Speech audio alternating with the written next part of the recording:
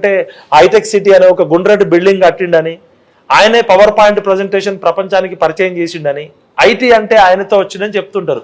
నేను ఒక 25 ఏళ్ళు జర్నలిజంలో ఉన్న, ఒక జర్నలిజం ప్రొఫెసర్గా పనిచేసిన, ఒక పిహెచ్డి స్కాలర్గా పొలిటికల్ ఎకానమీని, పబ్లిక్ పాలసీని చదివినోడిని. నా పిహెచ్డి టాపికే political economy of Andhra Pradesh media. World bank Chandrababu Naidu garu ముఖ్యమంత్రిగా ఉన్న కాలంలో 90,000 కోట్ల రూపాయలు డబ్బులు ఇచ్చింది. ఆ 90,000 కోట్ల రూపాయల్లో 90% ఒకే సామాజిక వర్గానికి వెళ్ళినాయి అని చెప్పి న్యూయార్క్ యూనివర్సిటీలో పనిచేసే ఒక అమ్మాయి పిహెచ్డి చేయడానికి వచ్చి, ఇది గ్లోబలైజేషన్ కాదు, ఇది కమ్మైజేషన్ ఆఫ్ ఆంధ్రప్రదేశ్ అని రాసింది. ఆమె రాసిన ఆర్టికల్ ఇప్పటికి కూడా దొరుకుతుంది. అది నేను చెప్పిందో, మీరు చెప్పిందో, కేసీఆర్ చెప్పిందో, లేకపోతే ఆమె ఒక రీసెర్చ్ ఒక 3 years మొత్తం ట్రావెల్ చేసి ఇదే దళిత డిక్లరేషన్ అని భోపాల్లో చంద్రబాబు ప్రసాద్ గారు అని దళిత డిక్లరేషన్ పెట్టారు.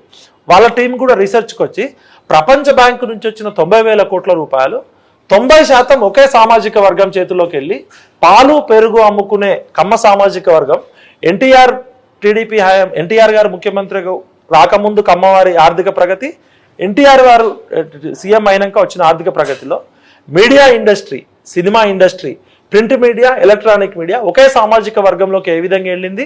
చంద్రబాబు నాయుడు గారు వచ్చినాక ఈ పాలు పెరుగు వ్యవసాయ కుటుంబాల నుంచి రైస్ మిల్లులు వచ్చిన ఈ చిన్న చిన్న వాళ్ళు ఈ 90,000 కోట్ల రూపాయల డబ్బులతోటి ఏ విధంగా గ్లోబలైజేషన్లో కాంట్రాక్ట్లు వెళ్ళరు అనేది ఆమె చేసిన రీసెర్చ్ ఆర్టికల్.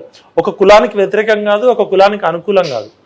ఇప్పుడు మళ్ళీ మార్పు ఎక్కడొచ్చిందంటే కేజీఎఫ్ అంటే మనం సినిమా అనుకుంటాం, లేదా కొంతమంది కోలార్ గోల్డ్ మైన్స్ అనుకుంటాం.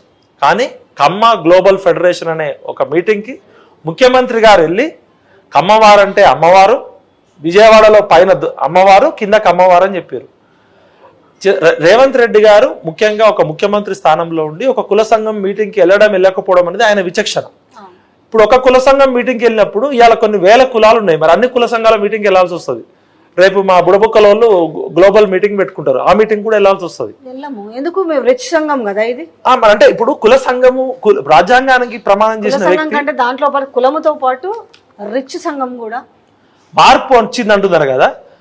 టిఎస్ బదులు టీజీ వచ్చింది.